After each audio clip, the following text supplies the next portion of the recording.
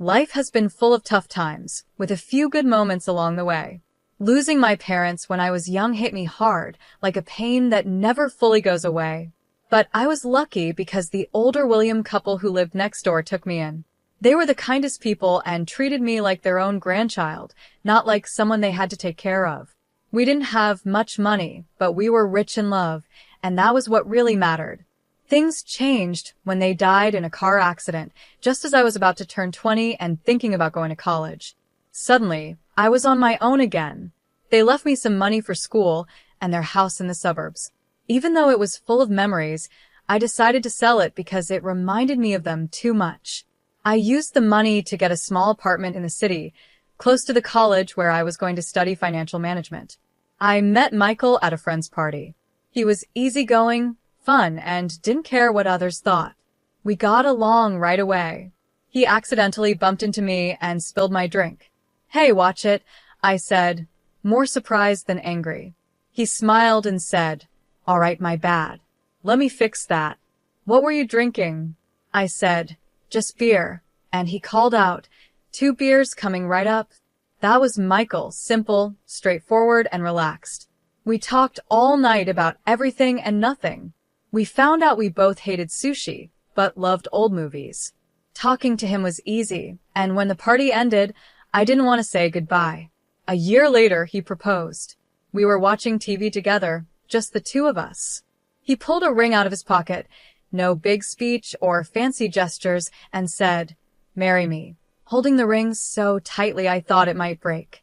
I laughed, not because it was funny, but because it was so perfectly us, simple and a little messy. "Yes, of course, you big goof," I said. Getting married didn't change much at first. It just felt right. We were the same as before, just officially married. We made ourselves at home in my small downtown apartment, close to the busy city, but having someone to share the quiet moments with made a big difference. Evenings didn't feel so lonely anymore, and for the first time in a long while, life felt complete. Marriage brought some comforts, but just when you start feeling settled, life can throw surprises your way. Michael's parents, Mr. and Mrs. Jacob, were wonderful people. From the start, they welcomed me warmly into their cozy suburban home. I could see where Michael got his laid-back attitude from. Their kindness was a balm to my still-hurting heart after losing my own family. Mrs. Jacob would often say, "We're so happy you're part of our family now," and squeeze my hand with a firm, yet gentle touch. I'd always say, "Thank you so much for making me feel so welcome." We began spending weekends with them, having backyard barbecues and long chats over hot cups of coffee. Life felt simple, honest, and good until it wasn't. Michael had to go on a work trip for a year, taking him out of state. The timing wasn't ideal, but it was a great chance for his career. Soon after he left, Mr. and Mrs. Jacob's health started to decline. It happened quickly, and one day Mrs. Jacob called, sounding deeply worried. "Anna," she said, her voice trembling, "we need your help. I'm sorry to bother you, but things aren't good. Mr. Jacob is not doing well." I quickly packed my things and headed to their home. It hurt to see them both looking so frail. Mr. Jacob, who had always seemed so strong, now looked smaller, connected to tubes for his treatment. I settled into their routine, taking care of the cooking and cleaning, while Mrs. Jacob focused on looking after Mr. Jacob. In the evenings, I would read his favorite books to them. Often, he'd fall asleep before I finished a chapter, but on good days, he'd quietly say, "Thank you, Anna," even though his voice was weaker than before. I'd smile and reply, "It's my pleasure," holding his hand to comfort him. One afternoon, while I was preparing dinner, Mrs. Jacob sat at the kitchen table, looking more tired than usual. She wrung her hands nervously and said, "Anna, I don't know how to say this, but we're having some problems. Mr. Jacob was the main provider, and now things are tough." I put down the knife and gave her my full attention. "Sweetie, we're in a tight spot. Would you consider renting out your apartments? I hate to even ask, but maybe it will help us get through this tough time," Mrs. Jacob said, looking down, clearly embarrassed. Her words showed how serious their situation was, and I felt sorry for them. When I had no one, they took me in and became my family, so how could I say no? I tried to ease Mrs. Jacob's worries and said, "Of course, Mrs. Jacob. I'll take care of it right away," without even thinking twice. I found a tenant for the apartment quickly and sent Mrs. Jacob the rent money every month, along with extra for groceries and any unpaid bills. Family is what holds us together, so even though my commute to work became a long, tiring drive, I reminded myself of this on the hardest days. Each time I gave Mrs. Jacob the money, she would say, "You're a godsend, Anna," and I could see her relief. My only comfort was Michael's calls. Hearing his voice was like a brief escape. "How are things going, Jazz? Are you doing okay?" he would ask, even through the static of long-distance calls. I'd force a smile into my voice and say, "We're managing. Don't worry about us," not wanting to add to his stress. But everything changed when Mrs. Jacob's daughter from her first marriage, Shirley, suddenly appeared. The mood in the house shifted instantly, like a cold wind sneaking in. I didn't know her well, but I had heard enough from Michael and had seen how tense things got during her brief, awkward visits. I was already struggling with long drives to work and taking care of Mrs. Jacob, who was bedridden and getting sicker. But with Shirley around, the tension only grew. She made herself comfortable and made it clear she was here to stay. One evening, after a long, tough day, Mr. Jacob weakly called me over. His voice was shaky and low. "Anna, please keep an eye on Shirley," he said. "She's not a good person." His words made my stomach twist. "I understand, Mr. Jacob," I promised, even though I wasn't sure what exactly to watch out for. Just as Mr. Jacob warned, it didn't take long for Shirley to start taking control. The first signs appeared quickly. One morning, I found Shirley in the kitchen, standing by the breakfast table like a storm cloud. She sipped her coffee and looked at me like I didn't belong there. "Just so we're clear, I'm not here to be a maid or a cook for anyone," she said. I was surprised, but I stayed calm. "All right, Shirley," I replied, trying to keep things peaceful. "I can keep handling everything. I've been doing it so far." "Good, because I'm not doing anything. This is Mom's house," she snapped, daring me to challenge her. From that day on, Shirley made sure everyone knew she was there, and not in a friendly way. She ordered takeout just for herself and her mom, leaving the empty boxes for me to clean up. It hurt, but I kept quiet because Mr. and Mrs. Jacob deserved their peace. One evening, Mrs. Jacob, with a hint of her old warmth, said, "Anna, why don't you stay and eat with us tonight?" But before I could answer, Shirley cut in. "Anna has been busy all day, Mom. She probably wants to eat later," acting like she was looking out for me. It was clear I wasn't welcome. The days felt longer, and my chores piled up. Shirley's attitude spread throughout the house. Late at night, I could hear her talking to her mom, using harsh words to turn her against me. Slowly, Mrs. Jacob, who used to be so kind, changed. She thanked me less, and her looks became colder. A few weeks later, Mr. Jacob passed away. Michael flew in for the funeral, just in time to say goodbye. The whole event was sad, but having him, there was a relief. We hadn't seen each other for months, and it felt good to have him by my side during such a hard time. At the funeral, I noticed Shirley acting sweet and polite to everyone, almost too nice. After the service, Michael and I found a moment alone. "How've things been while I've been gone?" he asked softly. "It's been fine. Everything is okay," I said, forcing a smile. He already had enough to deal with, and I didn't want to add to his worries. "Are you sure? You seem a bit tired," he said, looking at me with concern. "It's just been busy helping out around here," I said, trying to brush it off. I said, trying not to look him in the eye. It wasn't the right time to bring up all the problems brewing under the surface. After Michael left, Shirley dropped the act of being the caring sister. Her rude and disrespectful behavior returned, and I had to deal with it once again. The whole mood of the house changed. Maybe it was her way of handling grief, but Mrs. Jacob became distant and cold towards me. Our conversations turned into orders, and I started to feel less like part of the family and more like an outsider. Shirley took control of the house, acting like she was in charge. She didn't care about anyone's feelings but her own.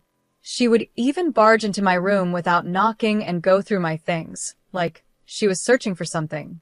One day, I was trying to find some peace in the garden when I noticed a box hidden among the bushes.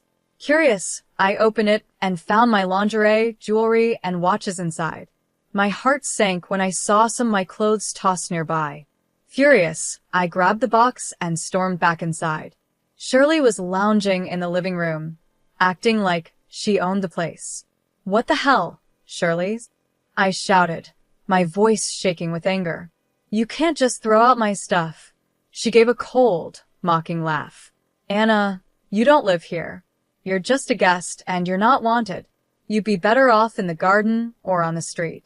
You're nothing more than a beggar." Her words stung like salt on a wound. I felt my whole body tremble. I turned to Mrs. Jacob, who had just walked into the room. "Mrs. Jacob, please, tell her she can't treat me like this. This is supposed to be my home too," I pleaded, my voice cracking. But the once kind Mrs. Jacob looked at me like I was a stranger. "This is Shirley's home now. Maybe you should find somewhere else to stay." Her words hit me harder than I could have imagined.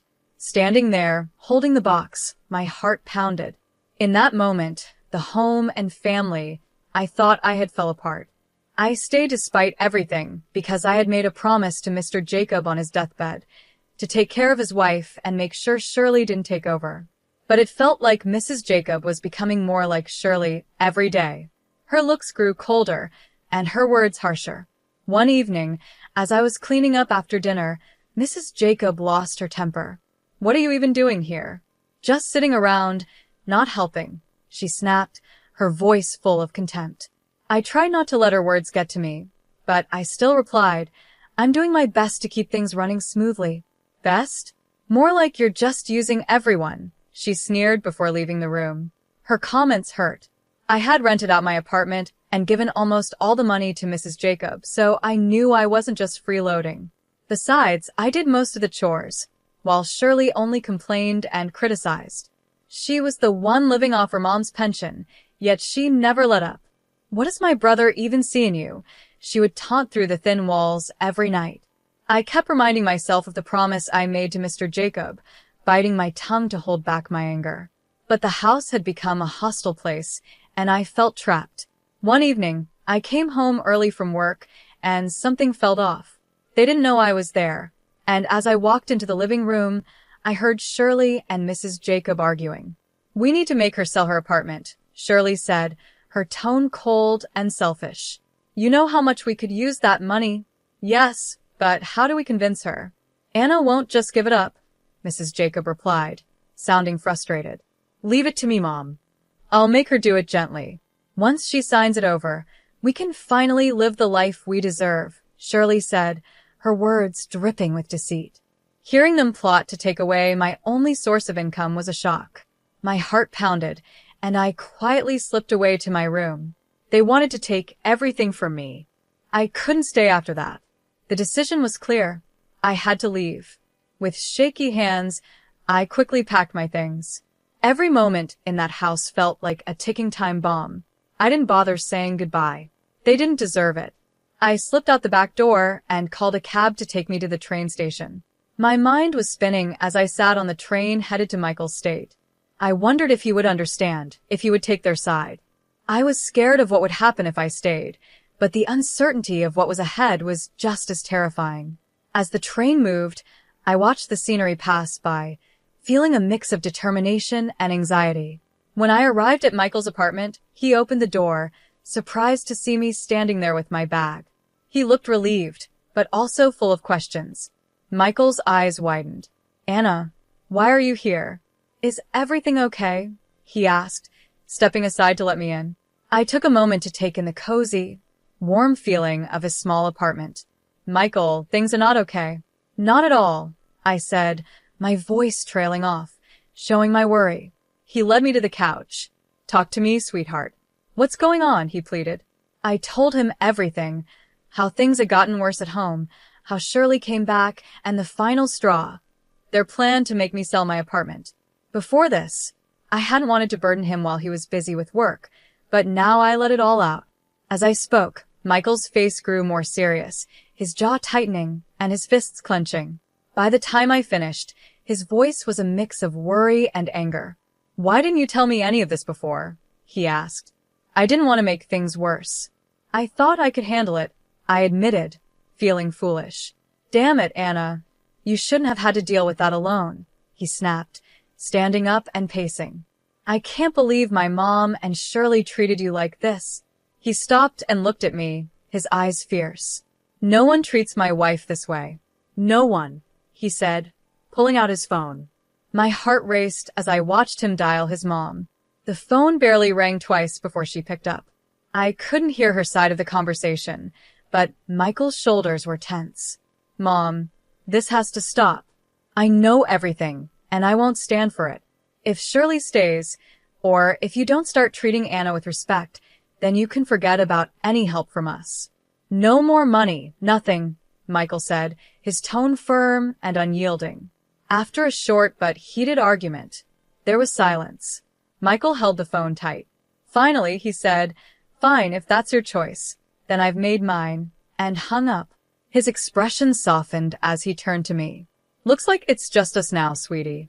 But that's all we need," he said, walking over to hug me. I leaned into him, feeling the safety of his arms around me, shielding me from all the chaos. "Just us," I whispered, realizing he was right. Now that we were on our own, it somehow felt okay. We stayed up late, talking about practical things, my work-from-home schedule, our budget, and what our life would look like now without the added burden of helping his mom and dealing with Shirley. It felt like a fresh start. We were starting a new chapter together, just the two of us. We're in this together, no matter what. "It's just you and me against the world, right?" I said. Michael smiled confidently and replied, "Right." With him by my side, I felt stronger and smiled back. The next few days were busy. Thankfully, my boss agreed to let me work from home after I reached out. Michael helped me get my things out of storage, and we set up my home office in the corner of his living room. It was cozy, and even though it wasn't perfect, it felt like ours. After a peaceful week, I got a call that felt like a ghost from the past. It was Mrs. Jacob. Her voice, which used to sound kind, now had a mix of boldness and desperation. "Anna, why haven't I received my payment this month? You know how much we need it," she said, sounding urgent. I was speechless for a moment. How could she have the nerve to ask this after everything? "I'm sorry, but after all that's happened, you really expect me to keep sending money?" I asked, more surprised than angry. I could hear Shirley's sharp voice in the background, saying, "She's just being selfish. Make her send the money."